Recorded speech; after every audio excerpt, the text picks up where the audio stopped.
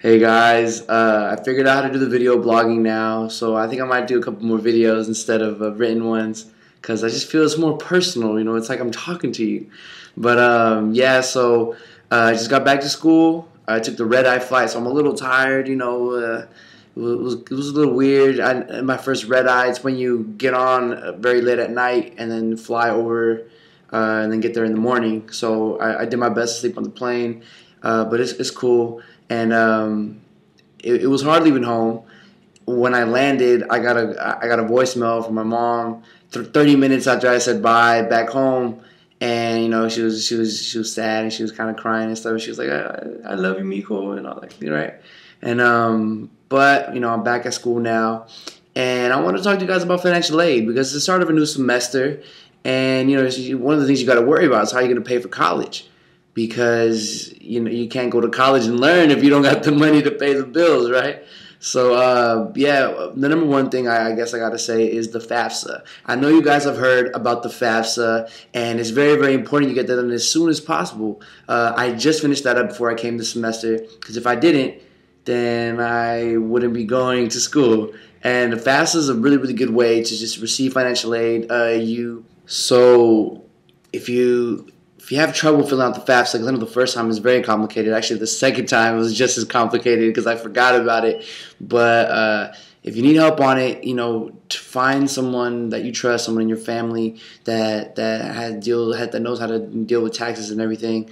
And if that kind of person's not in your family, then like similar to my situation, then find maybe a counselor at school that you trust, that you don't mind sharing your financial forms with. Who I went to, I went to Reality Changers. They helped me with that, filling out my FAFSA and everything. So find some way to fill it out as soon as possible because you don't want to procrastinate, and you really, really need to fill it out quick because the earlier you fill it out, the more money you can get. Because if you wait till the last minute, they might run out of money. You won't be able to get. So yeah, you learn your EFC, your expected family contribution, and that's how much your family is expected to pay.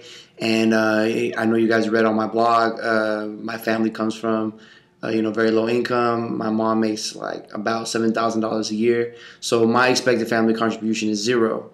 And growing up, it wasn't that cool, right? Having that much money. But when you go to college, it's really cool because you get a lot of financial aid. Because my mom only has to pay $0. So that means more scholarship. Like I'm able to apply to more scholarships, and I'm able to get a really, really good financial aid package from Harvard. So if one of one of the things you're thinking, wait, if I go to college, how am I going to pay for it?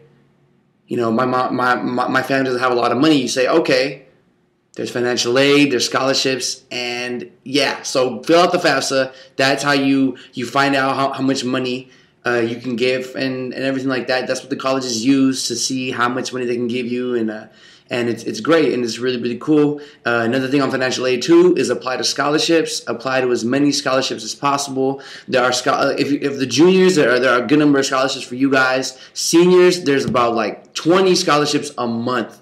More than that, there are so many. There's just so many scholarships that you can apply to. And when you apply to college, you write a personal statement, right? So when you do that personal statement, you're gonna really work hard on that essay. And you basically use that essay over and over and over again on your scholarships. Because, a lot of the scholarships ask the same thing. They ask you, okay, give us a little bit about your background, what kinds of things are you interested in, this and that. And that might be something that your personal statement that you wrote for college can work for. So apply as many scholarships as possible. Does not take that long. You don't have the letters of recommendation and all that, but apply to as many scholarships as possible. Okay?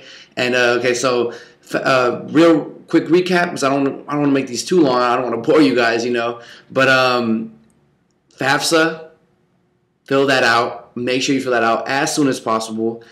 Scholarships, apply to as many as possible. Every single month, try to find at least like 5 to apply to. Apply to as many as you can, and yeah. Oh, and start saving your money. don't you need to get out and buy those, those new sneakers, those new Nikes. If you need a fresh pair, if you wear Vans or whatever you wear, you don't need to go out and buy a new pair every month. Just save up, because in college you're gonna need money, you're gonna need dough. And these posters in the background, I'm in my common room right now. My roommate got these posters.